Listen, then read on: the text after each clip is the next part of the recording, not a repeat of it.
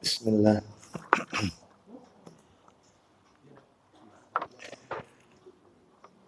Assalamualaikum warahmatullahi wabarakatuh.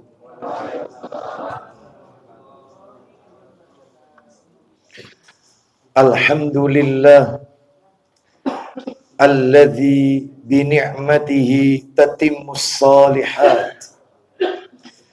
Wa ashhadu an la ilaha illallah wahdahu la syarika lah wa ashhadu anna Muhammadan abduhu wa rasuluh.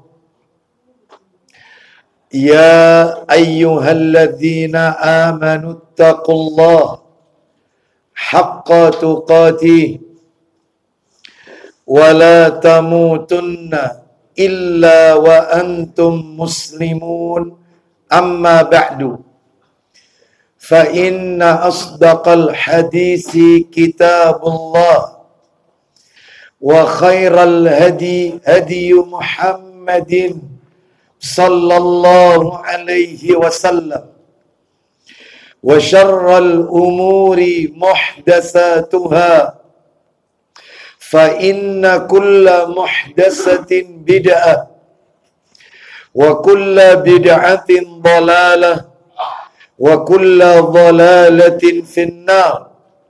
Ikhwan wa akhawati fillah, bapak-bapak, ibu-ibu, kaum muslimin dan muslimah, jamaah salat maghrib Masjid At-Tauhid yang semoga dimuliakan oleh Allah Subhanahu wa ta'ala.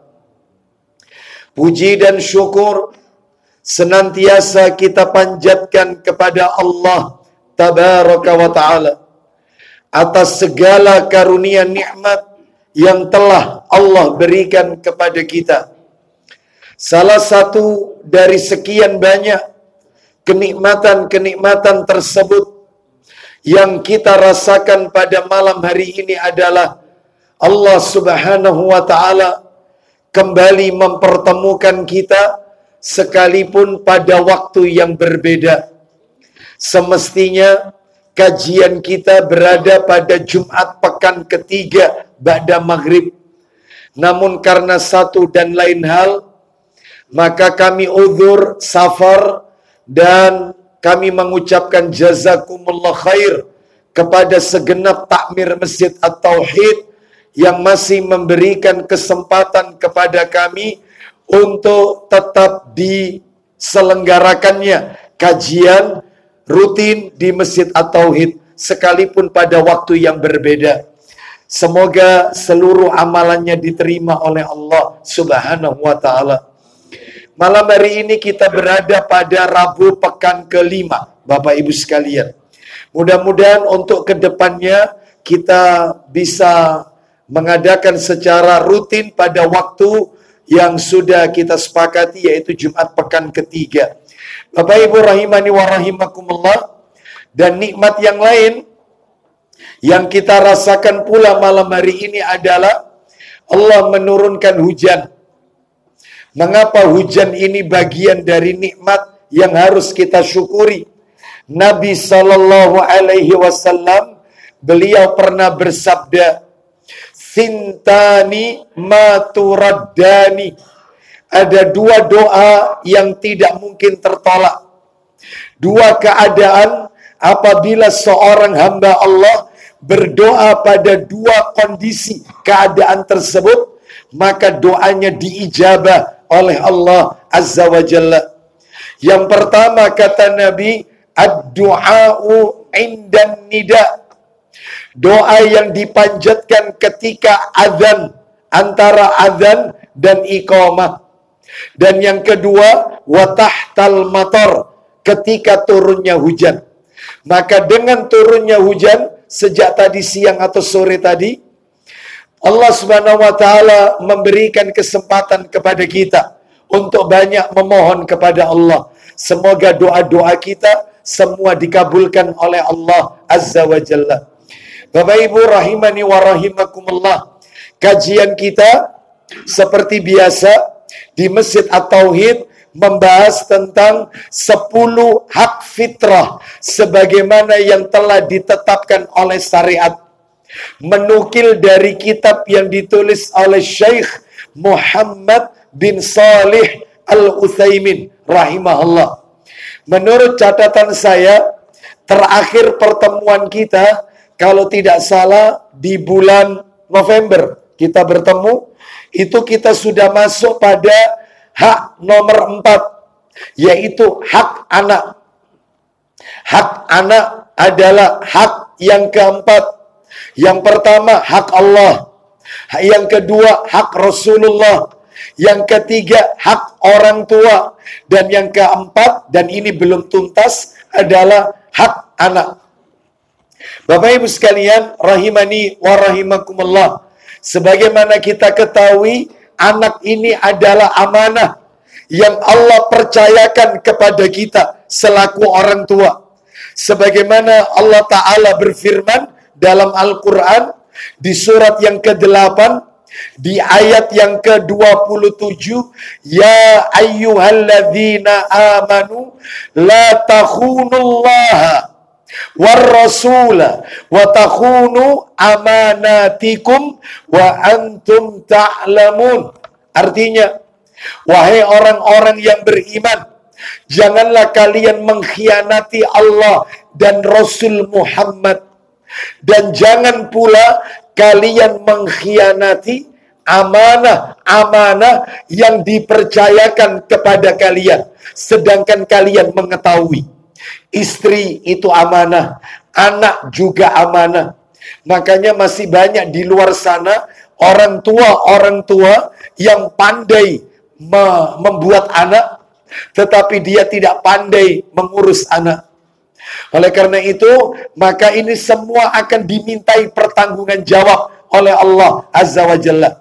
Nah, salah satu bentuk tugas orang tua kepada anaknya, inilah yang masuk dalam bagian materi hak anak yang harus ditunaikan oleh orang tuanya. Menurut catatan saya, terakhir saya sudah menyampaikan 3 poin hak anak. Yang pertama, disunahkan bagi seorang ayah, seorang bapak, lebih-lebih seorang ibu, ketika sedang mengandung anaknya, untuk memperbanyak mendoakan anaknya semenjak anak itu ada dalam kandungan.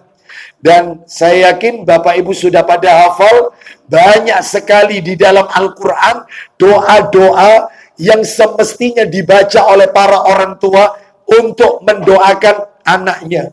Seperti doa Rabbana waj'alna muslimaini laka wa min dzurriyyatina ummatan muslimatan lak. Ya Rabb kami, jadikan kami berdua orang yang tunduk patuh kepada Engkau, dan jadikan di antara anak cucu kami umat yang tunduk patuh kepada Engkau.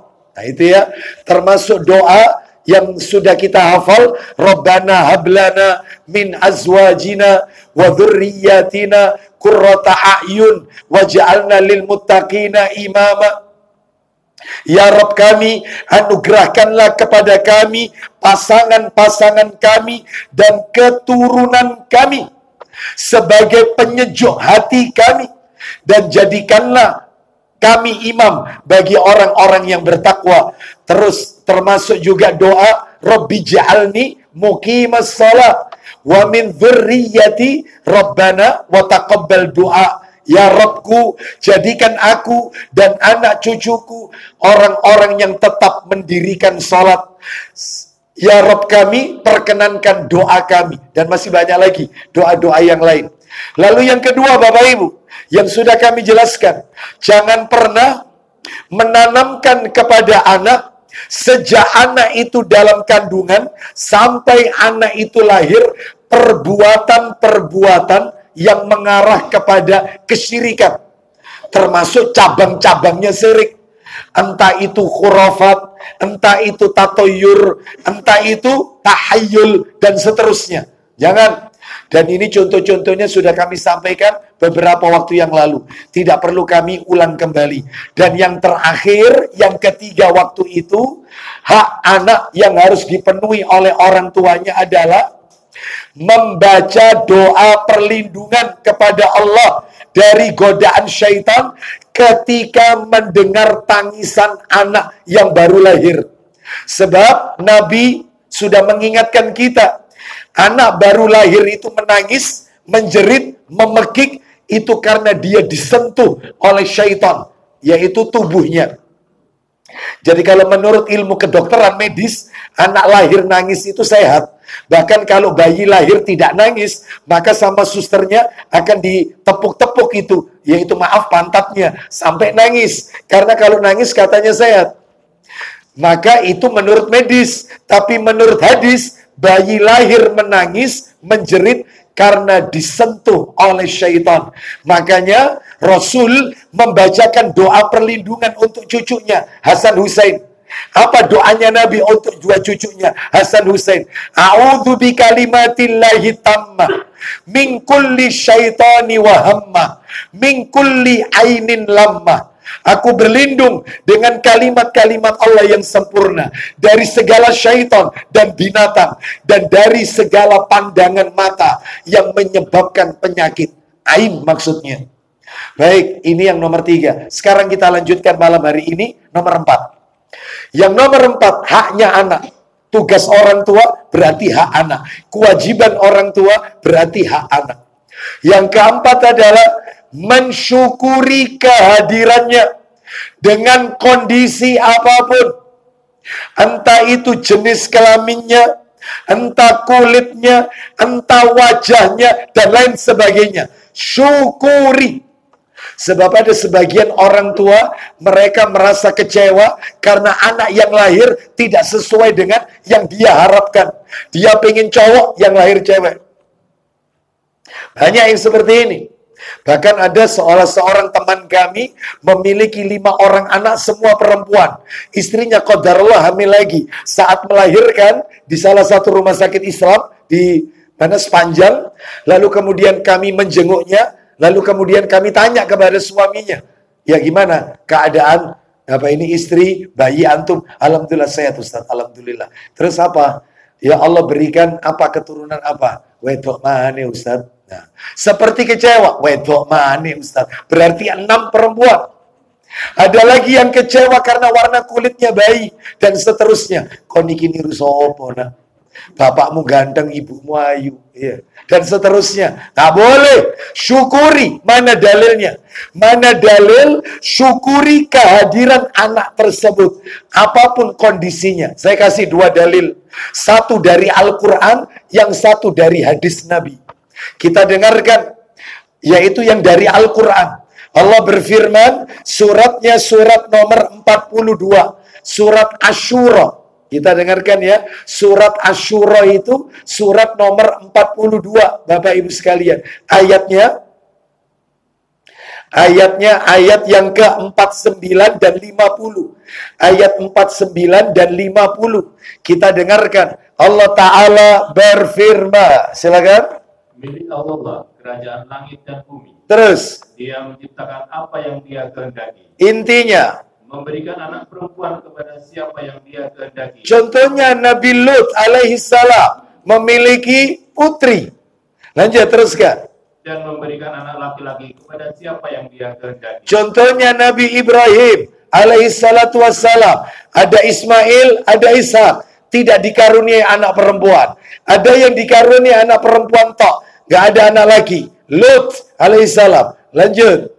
Atau dia menganugerahkan jenis laki-laki dan perempuan. Nabi Muhammad sallallahu alaihi wasallam, beliau memiliki 3 laki-laki, 4 wanita. Semuanya dari rahim Khadijah, kecuali Ibrahim dari Maria Al-Qibtiyah. Nah, ada laki-laki, semuanya meninggal waktu kecil yang laki-laki. Yang perempuan ada Fatimah, ada Zainab, ada Ummu Kulsum, ada Ruqayyah. Ini semua putri-putri Nabi sallallahu alaihi wasallam. Ada Nabi Adam alaihissalam, punya putra, punya putri. Lanjut, teruskan. Dan menjadikan mandul kepada siapa yang dia kehendaki. Ada juga yang tidak diberikan keturunan oleh Allah. Lama menikah tidak memiliki buah hati. Semua sudah ada nasnya, ketentuannya dari Allah Azza wa Jalla. Jadi syukuri, mau dikasih jenis kelamin apapun ya yang Allah berikan kepada kita, syukuri, itu nikmat dari Allah Azza wa Jalla. Lanjut, teruskan. Dia Maha mengetahui, Maha kuat. Baik, kita sekarang tunjukkan dalil yang kedua. Dalil yang kedua adalah disebutkan di dalam hadis. Ya, bisa dibantu. Dalilnya ada dalam hadis, riwayatnya ya. Riwayat Ahmad ini. Saya bacakan, ya, saya bacakan saja. Saya bacakan. Di mana Rasulullah sallallahu alaihi wasallam mengajarkan kepada kita sebuah doa. Apa doanya? Allahumma ahsanta khalqihi fa ahsin khuluqihi. Artinya, ya Allah, sebagaimana engkau telah menciptakannya dengan baik, maka perbaiki pula akhlaknya. Kau berikan aku anak keturunan yang sempurna, ya Allah. Tidak kurang suatu apapun. Kau ciptakan anak ini dengan sempurna, maka sempurnakan pula akhlaknya, ya Allah. Nah itu. Karena yang menjadi objek pandangan Allah nanti di hari kiamat bukan wajah, bukan tampilan luar, bukan kekayaannya, bukan ketampanannya, kecantikannya, tetapi adalah amal solehnya, iman dan amal solehnya. Ya, mana dalilnya? Dalil, minta tolong dibuka Sahih Muslim, nomornya 2194. Kita dengarkan. Sahih Muslim dibuka. Kita dengarkan ini. Sahih Muslim 2194.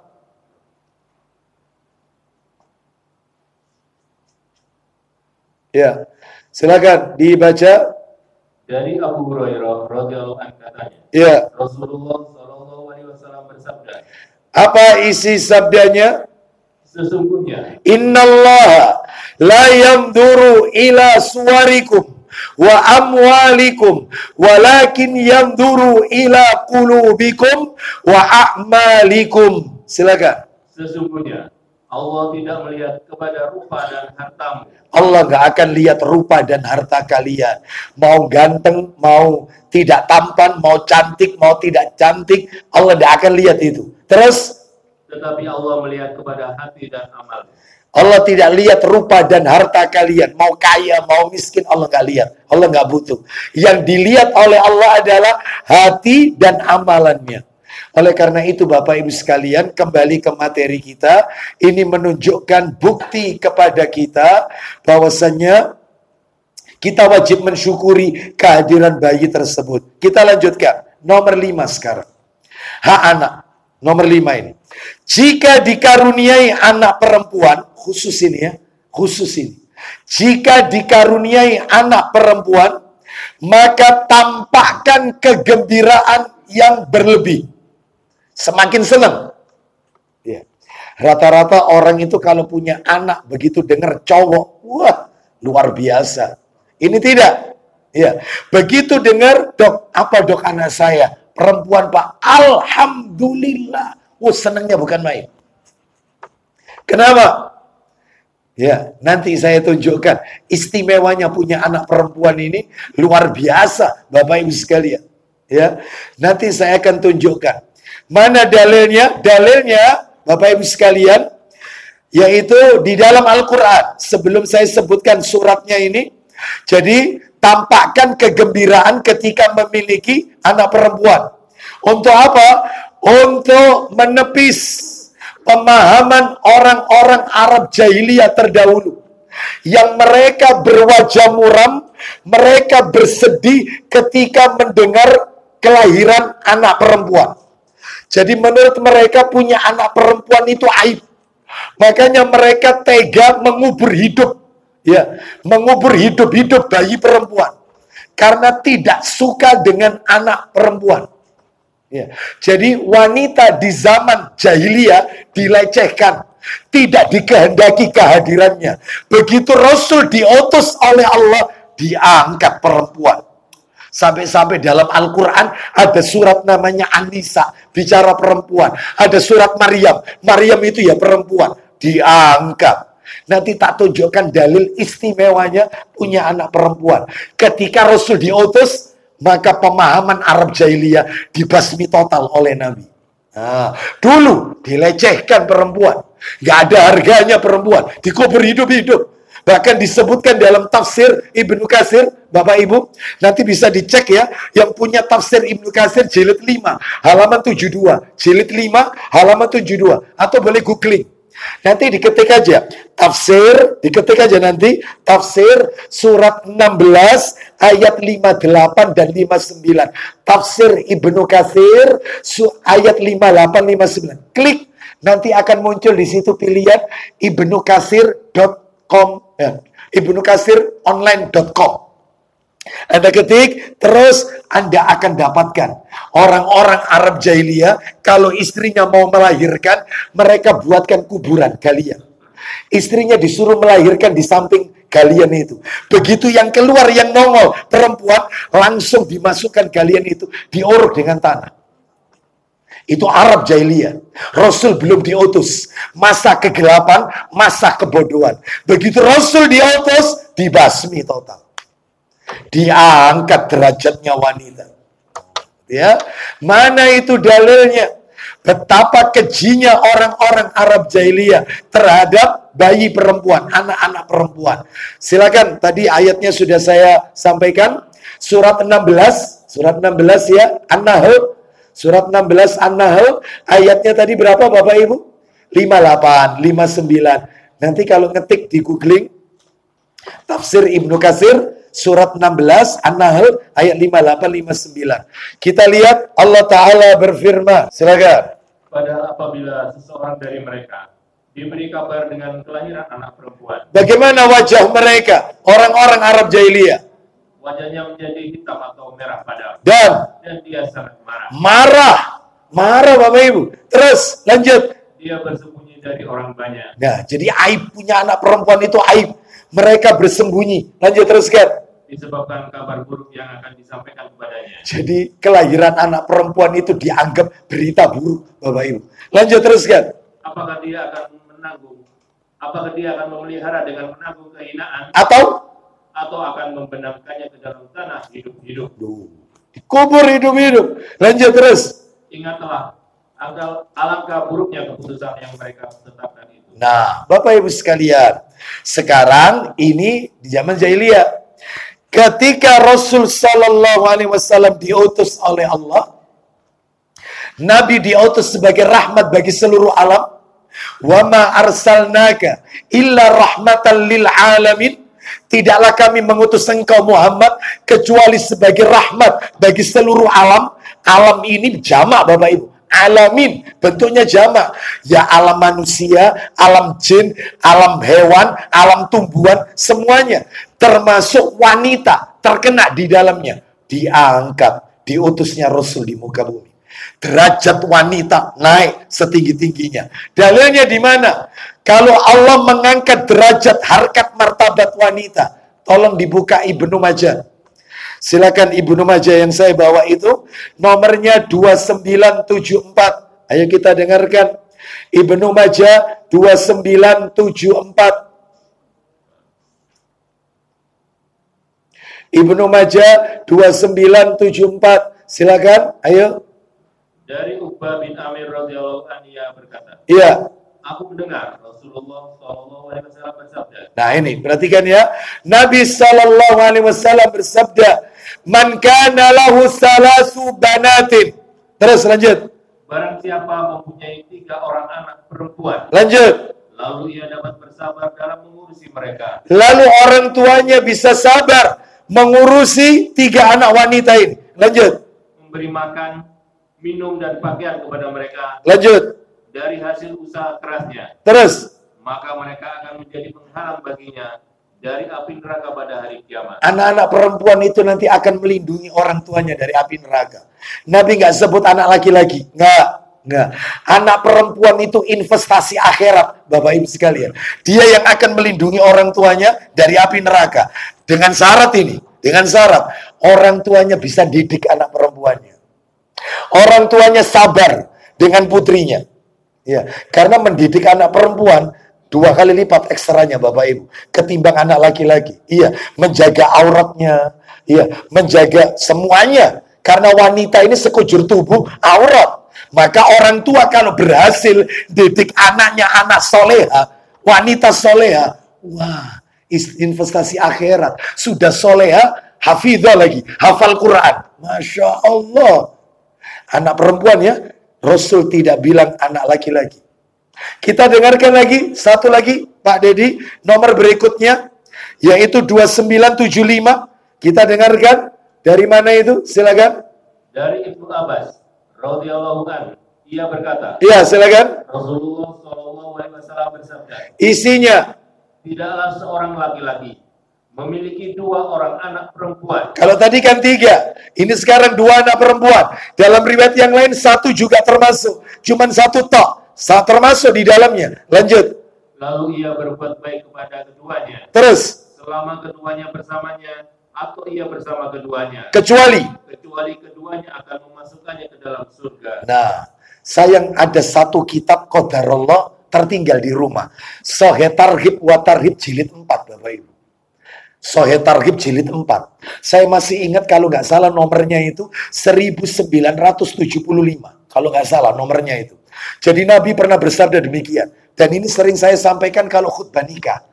Saya ingatkan, bagi para orang tua yang menikahkan putrinya, itu saya berikan wejangan Nabi ini. Itu begini bunyinya, hadis Nabi ini. Ini qadarullah kitabnya ketinggalan. Nabi bersabda demikian. Man kunna lahu salasu banatin yu'wihinna wa yakfuluhunna wa yarhamuhunna wa yuzawwijuhunna wajabat lahul jannatul battata. Kata Nabi, barang siapa memiliki 3 orang anak wanita, atau 2, atau 1 yang dia sayangi, dia cukupi semua kebutuhan anak wanitanya, bahkan dia pilihkan jodohnya yang terbaik, maka kata Nabi, orang tuanya nanti di akhirat wajib masuk surga. Wajib. Pasti masuk surga. Nggak mungkin nggak masuk. Tapi syaratnya 1 ya, dicukupi kebutuhan anak perempuan. Nabi nggak bilang anak laki. Semua dipopok ya kebutuhannya anak perempuan ini. Jadi jangan bakhil sama anak perempuan. Jangan medit sama anak perempuan. Terutama kakak.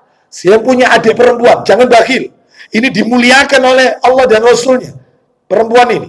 Lalu yang kedua, yaitu diberikan pendidikan yang baik. Sampai terakhir dinikahkan.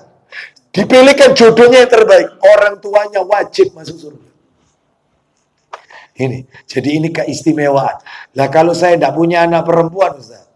Anak saya laki-laki, Ustaz. Apa istimewanya? Oh, istimewa. Istimewa. Kalau tak sebut yang punya anak perempuan, iri nanti. Ya. Apa istimewanya punya anak laki-laki? Banyak Bapak Ibu. Di antaranya masalah duniawi, waris. Ya. Bapak Ibu mohon maaf. Kalau panjenengan punya anak perempuan, orang tuanya meninggal, maka paman sama tante itu dapat warisan semua itu. Dapat semuanya. Warisannya pergi kemana-mana ini. Ya. Tapi begitu punya 1 tok anak laki, selesai. Paman sama tante gigi jari, nggak dapat warisan. Warisan balik lagi.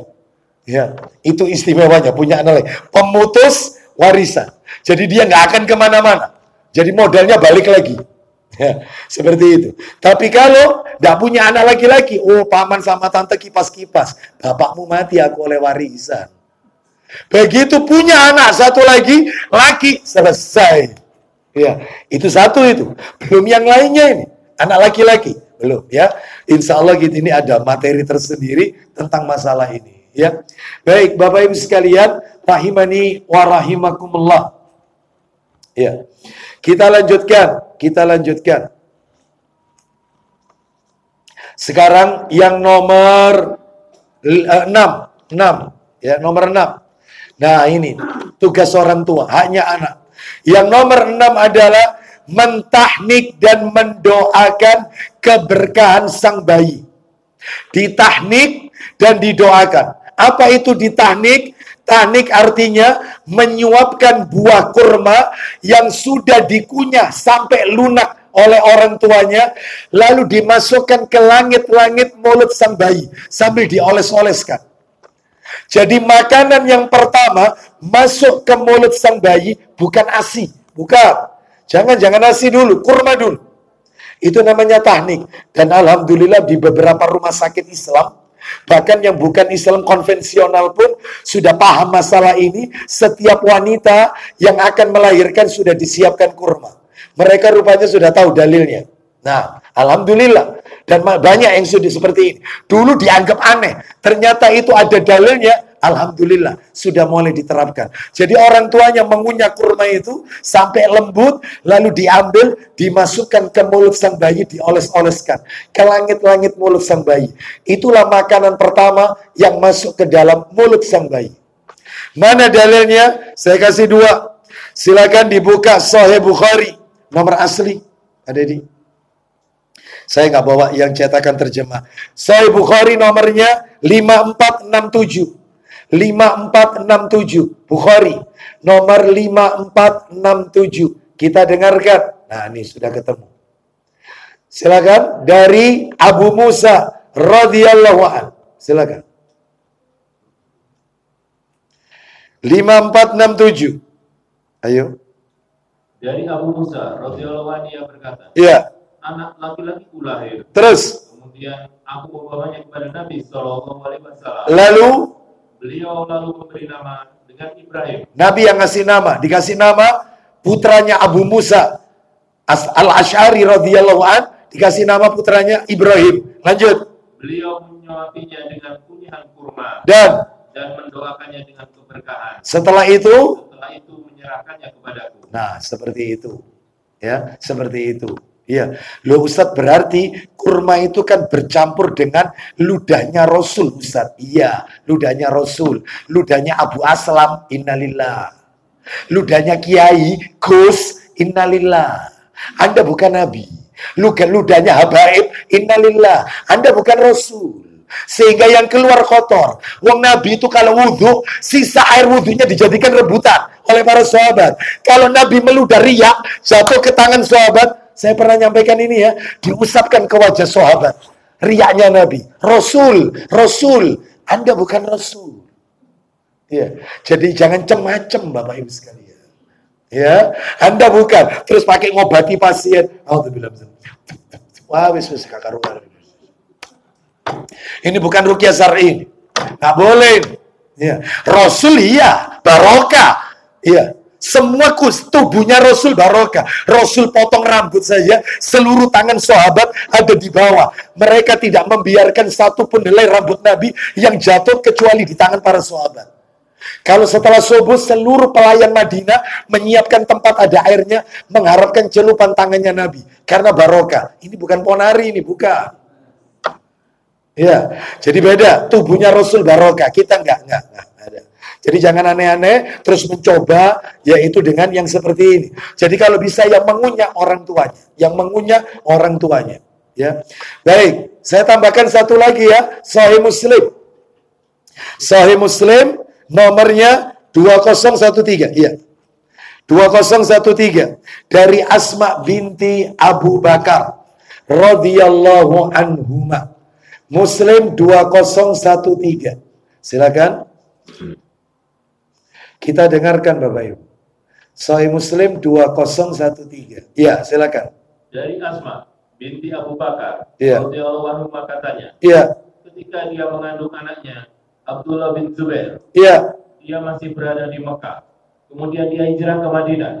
Padahal dia sudah hampir tua. Terus Sesampainya di Kuba, dia melahirkan. Lalu dia membawa anaknya kepada Rasulullah SAW dan meletakkannya di pangkuan beliau. Terus Rasulullah meminta kurma sebuah, lalu dikunyahnya. Terus Sesudah itu disuapkannya ke mulut bayi tersebut. Itulah makanan yang pertama-tama masuk ke mulut bayi itu. Nah, itulah makanan yang pertama sebelum ASI. Jadi dilakukan tahnik Bapak Ibu. Sekarang yang nomor 7, haknya anak menyusui anak tersebut secara sempurna. Berarti 2 tahun. Menyusui anak tersebut secara sempurna. Berapa secara sempurna? Ya, sampai disape 2 tahun. Mana dalilnya? Dalil surat Al-Baqarah. Surat Al-Baqarah ayatnya 233. Al-Baqarah 233. Dan ibu-ibu hendaklah menyusui anak-anaknya selama 2 tahun penuh bagi yang ingin menyusui secara sempurna. Jadi kalau ingin menyusui secara sempurna 2 tahun.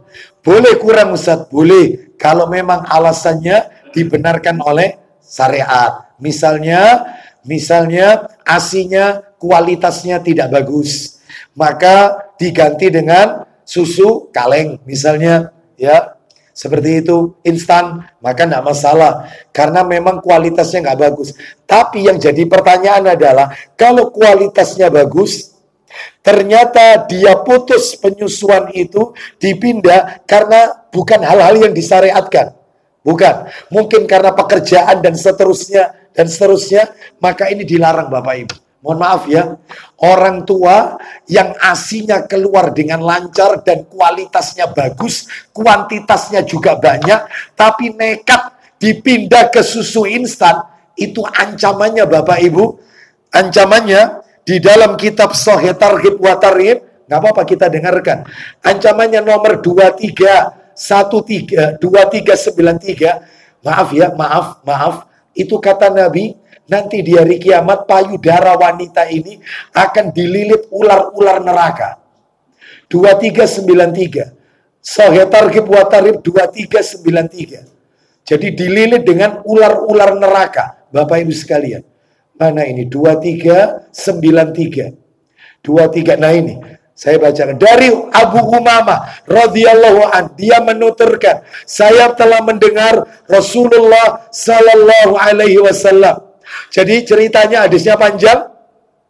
Nabi diperlihatkan tentang siksaan penduduk neraka. Ternyata saya menjumpai perempuan-perempuan yang payudaranya sedang digigit oleh ular-ular neraka. Saya bertanya, kenapa mereka? Wahai Jibril. Maka dijawab oleh Jibril, mereka adalah kaum wanita yang tidak memberikan ASI mereka kepada anak-anak mereka. Tuh, seperti itu. Jadi ini kecuali kalau alasannya dibenarkan, ya. Baik. Kita lanjutkan sekarang yang nomor 8. Lah, ini nomor 8 ini agak panjang Bapak Ibu. Nomor 8 ini. Karena nomor 8 ini di sini mencakup 3 poin. Apa itu? Nomor 8 ya. Saya sebutkan, hak anak mengakikoi. Sudah itu, mengakikoi. Terus mencukur rambut kepala bayi. Mengakikoi, mencukur rambut kepala bayi. Terus terakhir, memberi nama yang baik pada hari ke-7 kelahirannya. Jadi saya ulang ya, nomor 8 ini mengakikoi. Setelah diakikoi apa tadi? Mencukur rambut kepala bayi. Terus yang terakhir, memberi nama yang baik. Pada saat kapan? Hari ke-7 kelahirannya. Sekalipun namanya sudah disiapkan di awal-awal usia kehamilan, nggak apa-apa. Nanti diberi nama pada saat akikoh itu, hari ke-7 kelahirannya. Sekarang Bapak Ibu, saya akan tunjukkan dalilnya. Hari ini saya akan sebutkan seputar akikoh dulu aja. Akikoh. Nanti berikutnya kalau ketemu lagi, kita akan bahas mencukur rambut kepala bayi. Ya, kita lihat dalilnya di mana itu. Mengakikoi, mencukur rambut kepala bayi, lalu memberi nama yang baik untuk bayi itu saat hari ke-7 kelahirannya. Silakan dibuka. Dalilnya Ibnu Majah nomor 2580. 2580. Ada 2580 dari Samurah bin Jundub radhiyallahu an, dia berkata, Rasulullah sallallahu alaihi wasallam bersabda, ayo. Dari Samurah bin Jundub radhiyallahu an, dari Nabi sallallahu alaihi wasallam beliau bersabda, kullu ghulamin rahinatun bi aqiqatihi. Silakan. Setiap anak tertahan dengan akikohnya. Setiap anak itu tergadai dengan akikoh. Nanti tak jelaskan. Maksudnya anak itu tergadai dengan akikohnya itu apa? Lanjut teruskan. tudbahu anhu yaumas sabi'i wa yuhlaqu wa yusamma. Silakan. Disembelihkan untuknya pada hari ketujuh dari hari kelahirannya. Berarti akikah. Terus Dicukur rambutnya. itu tadi saya sebutkan. Terus Dan diberi nama. dan diberi nama. Ya, sekarang saya akan menyampaikan yang akikah dulu. Yang akikah dulu. Jadi kalau mau dirinci supaya enak taklimnya, berarti 8A, 8B, 8C. Nah itu aja enak. 8A mengakikoi, 8B mencukur rambut kepala bayi, 8C memberi nama yang baik. Nah, sekarang 8A mengakikoi, seputar akikah. Sudah masuk Isa? Belum. Kita lanjutkan. Seputar akikah Bapak Ibu ya. Nah ini bagi yang mau mengakikoi bayinya. Ini yang perlu diperhatikan 14 poin. 14 poin seputar akikah. Gitu ya. Baik, satu. Ini biasanya kajian ini saya sampaikan kalau ada walimatul akikah ini ya. Tapi nggak apa-apa ini ya, tambahan ilmu ya. Seputar akikah, satu. Yang dimaksud dengan kalimat setiap anak tergadai dengan akikahnya adalah setiap anak tergadai dengan akikahnya adalah ini ya. Ulama beda pendapat. Saya kasih beberapa di antaranya. Menurut Imam Ahmad. Dan ini kami nukil, Bapak Ibu bisa lihat nanti di googling, yaitu konsultasisyariah.com. Ustadz Amin Nur Bait, hafizahullah ta'ala, judulnya bisa diketik, makna anak tergadai dengan akikahnya, oleh Ustadz Amin Nur Bait, hafizahullah ta'ala. Begini, di situ disebutkan, menurut Imam Ahmad, rahimahullah, yang dimaksud anak itu tergadai dengan akikahnya adalah jika anak tersebut meninggal sebelum balik, meninggalnya sebelum balik, dan belum diakikoi, maka orang tua tidak mendapatkan syafaat anaknya di hari kiamat. Jadi kalau anak itu meninggal sebelum balik, dan anak ini belum diakikoi, itu nanti orang tuanya nggak bisa ditolong oleh anak ini. Anak ini nggak bisa ngasih syafaat ke orang tuanya, nggak bisa. Jadi intinya anak itu kalau sudah diakikoi, maka beres sudah. Nanti di hari kiamat dia bisa nolong orang tuanya, ngasih syafaat. Karena syafaat itu ada dua Bapak Ibu. Ada yang dari Rasul, namanya syafaatul udzma. Ada yang selain dari Rasul. Banyak yang selain dari Rasul Bapak Ibu. Baik. Terus menurut Mula Ali Qari, ulama mazhab Hanafi. Ulama dari mazhab Hanafi, namanya Mula Ali Qari rahimahullah. Beliau mengatakan, jika anak diakikoi, maka diharapkan anak itu mendapatkan keselamatan dari mara bahaya kehidupannya. Jadi Allah akan ngasih terus keselamatan dari semua musibah yang akan menimpa anak ini. Itu kalau diakikoi. Saya sebutkan satu lagi sebelum kita dengarkan adzan Isya. Menurut Ibnul Qayyim Al-Jauziyah rahimahullah. Lah ini yang menarik. Anak itu tergadai dengan akikahnya. Itu katanya Ibnu Qayyim. Maksudnya adalah jika anak diakikoi, maka anak itu akan terbebas dari kekangan syaitan. Karena setiap bayi lahir itu diikuti syaitan, dihalangi dari melakukan kebaikan. Makanya kalau diakikoi, setan itu tidak akan mengikuti anak ini. Itu ya. Jadi ini manfaatnya besar. Nah terus gimana Ustadz? Kalau bayi yang meninggal, apakah perlu diakikoi? Sabar. Kan ada 14. Saya baru nyebut berapa? 1. Kita dengarkan adzan Isya lebih dahulu. Ya, setelah itu kita lanjutkan. Wassallallahu ala nabiyyina wa ala alihi washabihi wasallam. Silakan.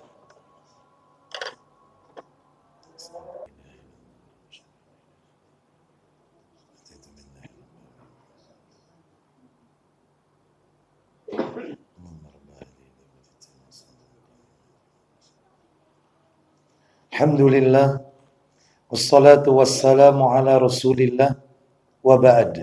Kita lanjutkan Bapak Ibu sekalian. Yang kedua, seputar akikah. Yang kedua, makna akikah adalah, makna akikah, kata para alim ulama, hewan yang disembelih untuk anak yang baru dilahirkan sebagai ungkapan rasa syukur kepada Allah Azza wa Jalla dengan niat dan cara-cara khusus tentunya. Baik, nanti kita akan sebutkan. Itu yang nomor 2, makna akikoh. Yang nomor tiga, menurut jumhur ulama, akikoh ini hukumnya sunnah muakkadah. Sunnah yang ditekankan, mendekati wajib, tapi tidak wajib. Sunnah muakkadah yang ditekankan. Ini nomor 3. Nomor 4, akikoh adalah kewajibannya ayah. Akikoh ini kewajibannya ayah. Atau orang yang wajib menafkahi bayi atau anak tersebut dengan hartanya sendiri. Contoh, Nabi Sallallahu Alaihi Wasallam mengakikoi cucunya Hasan dan Husain. Mestinya kan Ali bin Abi Thalib radhiyallahu anhu. Maka dalam hal ini Nabi sebagai kakeknya yang mengakikoi. Sah, boleh, nggak apa-apa. Dan lebih ditekankan ayahnya. Karena ini kewajiban ayah. Kalau tidak mampu, maka siapa orang yang mampu dalam hal ini dari pihak keluarga yang akan mengakikoi anak tersebut. Jadi boleh kakeknya, boleh.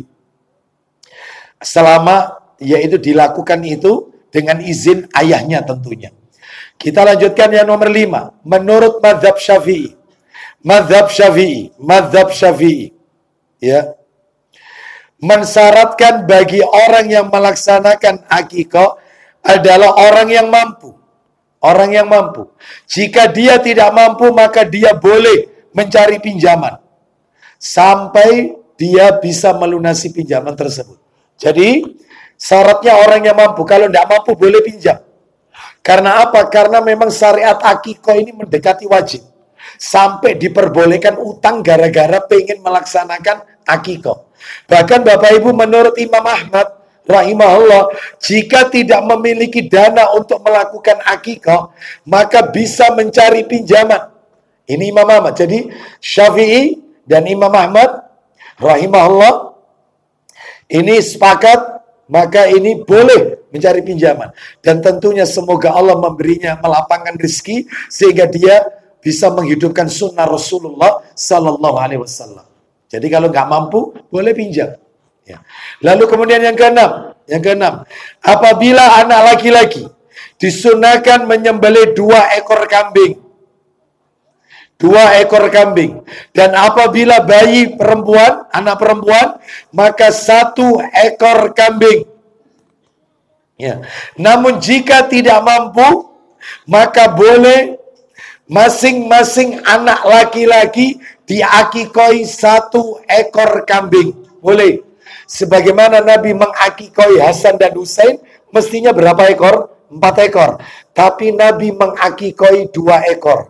Masing-masing 1 ekor. Sesuai kemampuan. Seperti itu. Kalau bayi perempuan, 1 ekor kambing. Nomor 7. Yang ke-7. Hewan akikah tidak dapat diganti dengan hewan lain. Seperti onta maupun sapi. Tidak bisa. Meskipun dia kaya raya, dia bisa membeli 1 ekor sapi atau 2 ekor sapi untuk 1 anak laki-laki. Saking kayanya ini mungkin, ya, nggak boleh, nggak bisa diganti. Ya, nggak bisa diganti. Kambing ya kambing. Sama seperti kurban, idul kurban. Idul kurban itu binatang yang sah untuk dikurbankan adalah 3 hewan. Kalau ndak onta, ya sapi. Kalau ndak sapi, kambing. Jadi nggak bisa misalnya seseorang berkata, insya Allah tahun ini saya kurban Ustaz. Lu kurban apa? Insya Allah kelinci Ustaz. Nggak bisa. Nggak bisa. Ya pilihannya salah satu. Ya, jadi jangan diganti ayam. Ya, apalagi kurban perasaan. Nggak ada. Jadi itu akikah juga gitu, kambing. Ya, itu nomor 7. Nomor 8, binatang yang diakikoi harus bebas dari cacat sebagaimana syariat kurban. Kan harus sempurna hewannya, seperti kurban, mirip. Nomor 9, waktu pelaksanaan. Nah, waktunya disunahkan hari ke-7 kelahiran. Hari ke-7. Hitungannya pakai kalender Masehi atau Hijriah. Hijriah. Jadi kalau lahir sekarang ini, malam ini, pada maghrib, hari ini, sekarang hari apa ini? Rabu. Malam ini kalau nggak salah masuk 20 Rejab ini. malam ini. Kalau tadi siang, tadi sore 19 Rajab, tadi matahari terbenam maghrib, sudah ganti tanggal. Karena Hijriyah itu pergantiannya matahari terbenam. Berarti sekarang 20 Rajab. Jadi akikohnya anak itu kalau lahir sekarang, lahir maghrib tadi, ya tinggal ditambah 20 ditambah 7. Berarti tanggal 27 Rajab. Berarti hari apa Ustaz? Ya dihitung aja. Berarti kalau gitu 27 Rajab diawali misalnya besok Kamis. Kamis, Jumat, Sabtu, Ahad, Senin, Selasa, Rebo. Jadi Rebonya ini adalah yaitu mulainya Selasa malam Rebo sampai Rebo sebelum maghrib. Karena kalau Rebo habis maghrib, akikohnya itu jatuh hari ke-8. Kamis itu berarti. Jadi harus tahu perpindahan tanggal itu matahari terbenam. Ya, baik. Jadi berarti pakai Hijriyah, bukan pakai Masehi. Enggak. Termasuk wanita iddah 4 bulan 10 hari yang ditinggal wafat suaminya, semuanya pakai Hijriyah. Ya, semuanya pakai Hijriyah. Kita lanjutkan.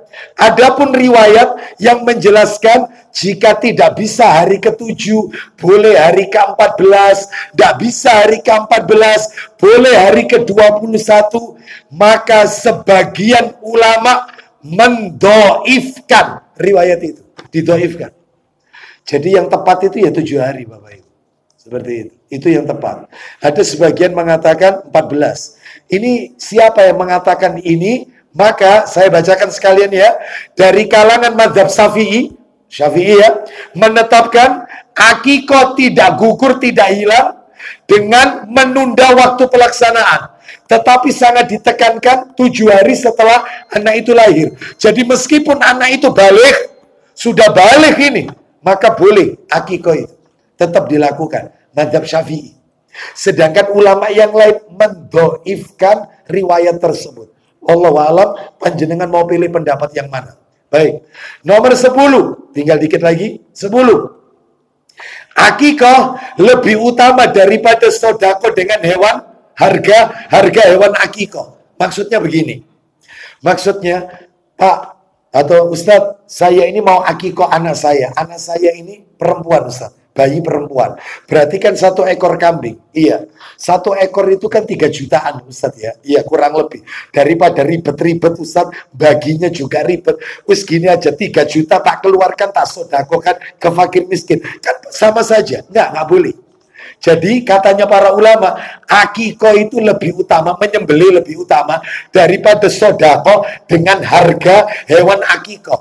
Karena yang dimaksud dalam akikoh itu menyembelih, mengalirkan darah, bukan diganti dengan uang. Bukan. Paham maksudnya ya Bapak Ibu ya? Baik. Sama seperti zakat fitrah. Mestinya bahan makanan pokok, jangan diganti rupiah. Sebab banyak masjid itu di spanduk-spanduk, kami menerima dan menyalurkan zakat fitrah Anda 2,5 kilogram beras atau uang 50.000. Salah ini. Salah. Yang benar bahan makanan pokok. Jangan pakai uang. Jangan. Ya. Kalau zakat mal itu harta. Ya. Kita lanjut. Berikutnya nomor 11. Tidak boleh berserikat dalam akikoh. Urunan. Nggak boleh. Ya. Suami istri urunan. Ayo untuk akikoh putra kita. Nggak boleh. Suami toh. Ya, nggak mampu 2 ekor, ya 1 ekor. Semampunya. 12. Tidak boleh melumuri kepala bayi atau anak yang baru dilahirkan dengan darah binatang akikoh. Sebab ada sebagian orang, binatang hewan yang diakikoi, yang disembelih itu, sebagian darahnya itu dioleskan di kening daripada bayi tersebut. Ya. Jadi ini tidak pernah ini kebiasaan orang Arab jahiliyah, kebiasaan jahiliyah. 13. Disunahkan memasak daging hewan akikoh dan tidak menyuguhkan memberikannya dalam keadaan mentah. Beda. Kalau kurban Idul Adha daging mentah. Tapi kalau akikoh matengan, jadi sudah dimasak gitu ya, sudah dibuat biryani gitu ya, sudah dimasak mandi ya, bukhori ya, gulai, krengsengan, nah itu ya, mantap ini ya. Nah itu dibagikan, ya, seperti itu, ya. Nah kalau bisa satu rumah tangga, 1 rumah, 1 nampan, Satu nampan itu isinya, di situ ada 3 macam nasi. Ada bukhori, ada yaman, ada mandi. Ada biryani. 4 berarti. Warna-warni, ikannya kambing besar-besar. Ya Allah, senang yang nerima. Ya. Kalau ada di sini seperti ini, insya Allah pindah sini saya, insya Allah. Ya. Ya, kita lanjut. Jangan kemudian dibagikan balungan toh. Iya. Itu. Jadi sesep-sesepan, ya. Kita lanjutkan 14. Mengakikoi anak yang sudah meninggal. Gimana ini? Anak sudah meninggal diakikoi. Maka sebagian ulama, salah satunya Syekh Saleh bin Fauzan Al-Fauzan, hafizahullah ta'ala. Beliau berpendapat tidak disyariatkan mengakikoi bayi yang sudah wafat. Kenapa? Karena akikoh itu sebagai tebusan bagi anak yang lahir untuk musir setan. Sedangkan tujuan tersebut tidak bisa dilakukan. Nah, anaknya sudah meninggal. Tapi kalau menurut Ibnu Utsaimin, saya lebih condong pendapat yang ini. Menurut Syekh Muhammad bin Shalih Al-Utsaimin, ini dalam artikel rumaiso.com. Ini ya. Syekh Muhammad bin Shalih Al-Utsaimin rahimahullah berkata, jika bayi yang dilahirkan itu, ya, jika bayi yang dilahirkan setelah bayi dalam keadaan kandungan sempurna 4 bulan, terus sudah ditiupkan, lalu kemudian meninggal, maka dia diberi nama dan boleh diakikoi. Karena bayi yang telah mencapai 4 bulan dalam kandungan sudah ditiupkan roh dan dia akan dibangkitkan pada hari kiamat. Jadi kalau sebelum 4 bulan keguguran, maka tidak perlu diakikoi. Tapi kalau sudah ditiupkan roh, maka diberi nama bayi itu, diberi nama. Sebab nanti di hari kiamat dia akan dibangkitkan, sudah sempurna. Itu ya, 120 hari usia kandungannya. Berarti 4 bulanan lah, kurang lebih. Nah, itu ya. Jadi dalam hari ini tetap diakikoi. Wallahu a'lam wa bishawab. Ya. Sekalian Bapak Ibu saya tuntaskan yang B sama yang C. Saya tuntaskan yang B, mencukur rambut kepala bayi. Mencukur. Ini cuma 3 saja Bapak Ibu yang perlu Bapak Ibu ketahui. Mencukur rambut kepala bayi. 1. Waktu pelaksanaan mencukurnya itu hari ke-7 kelahiran anak. Hari ke-7 dicukur. Yang kedua, menurut pendapat yang kuat, digondol. Ya, menggondol rambut kepala bayi berlaku untuk bayi laki-laki. Ya, dan perempuan. Sebagian ulama mengatakan perempuan dengan dalil sifatnya umum, sebagaimana akikah dan memberi nama juga berlaku keduanya, laki-laki dan wanita. Yang ketiga, rambut yang sudah dicukur tadi, digondol tadi itu, ditimbang, lalu bersedekah dengan emas seberat rambut yang telah dicukur. Jika tidak, maka dengan disetarakan dengan perak. Boleh. Boleh pakai emas, boleh pakai perak. Misalnya ditimbang 1 gram. Emas 1 gram itu berapa? Nilainya sekian, maka itu kita sedekahkan di jalan Allah kepada fakir miskin. Ternyata kalau dipakai setarakan emas itu terlalu tinggi, pakai perak. Nggak apa-apa, sesuai kemampuan. Dan ini semua ada dalilnya. Sekarang yang terakhir, seputar memberi nama bayi. Ya, ini ada 5 yang perlu Bapak Ibu ketahui. Apa itu? Waktu pelaksanaannya disunahkan 7 hari setelah anak itu lahir. Tapi jauh-jauh hari nggak apa-apa, dikasih nama. Nomor 2, carilah nama untuk sang bayi dengan nama-nama yang disukai oleh Allah. Nama yang disukai Allah itu adalah ada 2, Abdullah dan Abdurrahman, atau pakai nama Asmaul Husna. Misalnya kalau laki-laki Abdul Razak boleh, ya. Terus masuk itu apa ini misalnya Abdul Salam, Abdul Rahim, harus dikasih Abdu. Jangan kemudian Rahman, Rahim, ya. Jangan dikasih nama misalnya Rozak, jangan.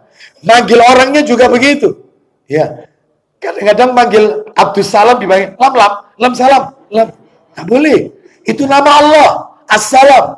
Maka yang lengkap jawabnya Abdul Salam. Namanya Abdullah. Istrinya manggil Lala Dola. Loh itu.